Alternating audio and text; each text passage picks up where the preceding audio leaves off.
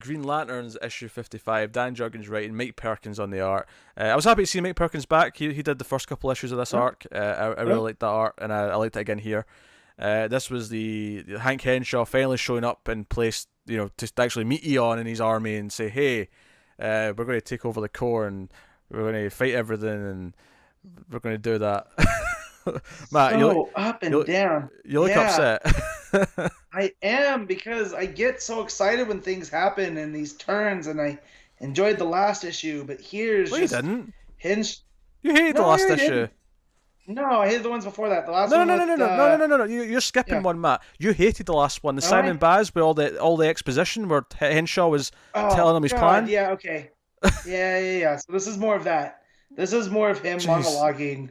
And that's my point, that I feel like Jurgens is so up and down, and I got excited when it's Cyborg Superman because I like when he's the Green Lantern villain because it fits. And then just here with, oh man, I was gonna say this was not a good issue, at least for me. Um, I think it was I thought it was better than the last issue because it wasn't just him saying his plan for the last 2/3 of it. yeah, So I'll give it that, yeah, and I like the art more. Um, and it was more jest focused in places, which I obviously yep, appreciate. And I like the stuff with Mogo, like the weather being uncontrolled and them waging through the snowstorm. Like I'm cool into some of these ideas. When they actually show up though, the villains, and they have to fight, and Eon like splits into like 7 to fight them all. I'm just kind of like, yeah. whatever. Like, I'm not. Because then it becomes Hank Henshaw again explaining to the Guardians how he's like defeating them and how he's been inside the battery Yep. all this time and so on. Once it got to him explaining stuff again, it was kind of losing me once more. Yep. And that's basically the issue. Henshaw at the end's like, oh, I've defeated all the Guardians, all that has ever been and ever will be is mine. Ma ha ha ha ha ha. Yeah, the one like, so the key, not the key moment, the best moment in this for me is that one page with the lanterns wading through the snow, Yeah. and Jess is in the forefront there. She looks great. Yeah, it's a great Like, page. Yeah. yeah, looks great. And even right before that, when she's on the new planet with the Penelope guys, like they're almost hugging her, and she has that smile on her face on the bottom panel. Yeah.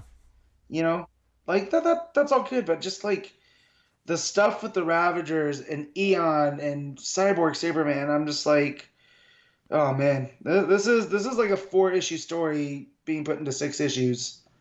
You know, Which is something that pops so up a lot, and I wonder if I'm not even sure why they had to. If they did stretch it out, and I'm not sure they did. It may just be a mistake, and yeah, it may just be a writer's error that he's pacing it out too much.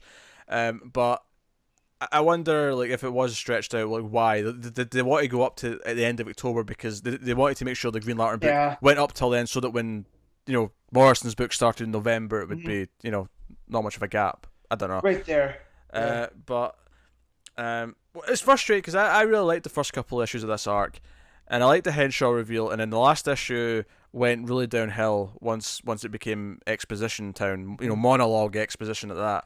And then this issue, I felt it went back and forth within itself. But whenever it was the Lanterns just trying to deal with a crisis and try to figure out what was going on, I liked hmm, that stuff. Whenever it was Cyborg Superman monologuing or the Ravagers, I was like, oh god, this is painful.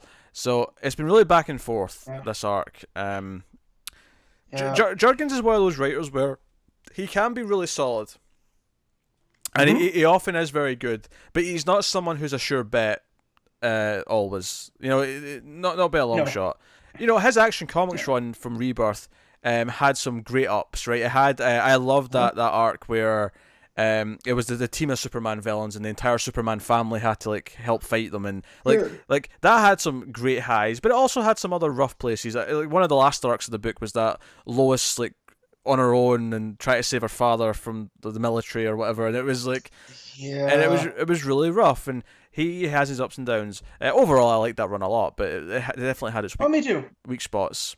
Um, and and it never really had the heights of say the early Superman run from Tomasi and so on. But No, it was consistent though across the board. You well, no, it know, wasn't. That's what I'm saying. It had its ups and downs. well, what I'm saying, it was, yeah, well, the ups and downs, but for me, the Action Comics run, there was more hits than misses. So that's what I mean. It was consistent. It was never like the best book of my Sure, week. yeah. but it was always somewhere in the middle.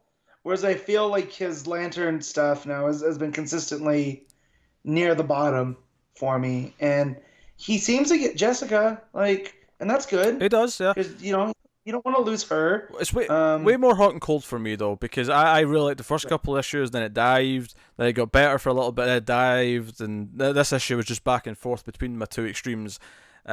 So ultimately, it's not one that I'd recommend. I don't think in the end, because it's been far too back and forth. But we got, I think, 1 or 2 issues left, because we have I think 2 issues in October, and then that's the book done. So we'll see how it ends. We'll see how it wraps up.